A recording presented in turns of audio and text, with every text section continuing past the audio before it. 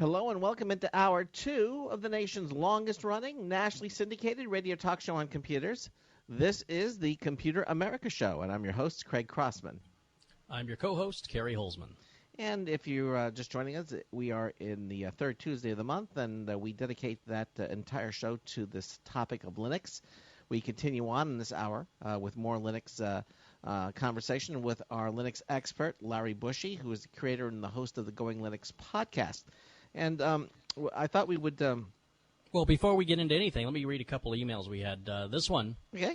This is a good one here. Hey, guys, this has been bothering me for a while now. I was listening to the show, and I'd just like to interject for a moment.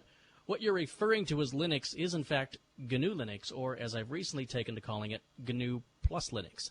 Linux is not an operating system unto itself, but rather another free component of a fully functioning GNU system made useful by the GNU corelibs, shell utilities, and vital system components comprising a full OS as defined by POSIX.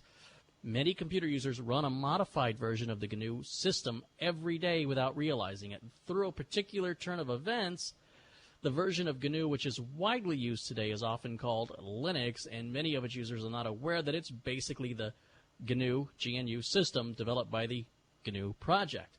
There really is a Linux, and these people are using it, but it's just a part of the system they use. Linux is the kernel, the program in the system that allocates the machine's resources to the other programs that you run. The kernel is an essential part of an operating system, but useless by itself. It can only function in the context of a complete operating system. Linux is normally used in combination with the GNU operating system.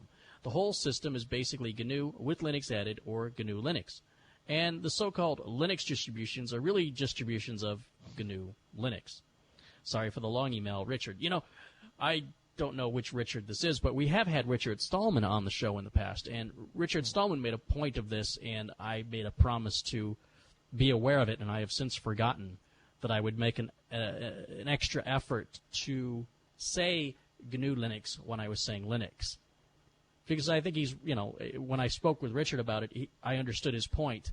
Yeah. And what are your feelings on this, Larry? Yeah, actually, I knew that, but okay. Yes. And I'm going to have to change the name of my podcast to Going GNU Linux. Really? But you know, I guess technically, yes.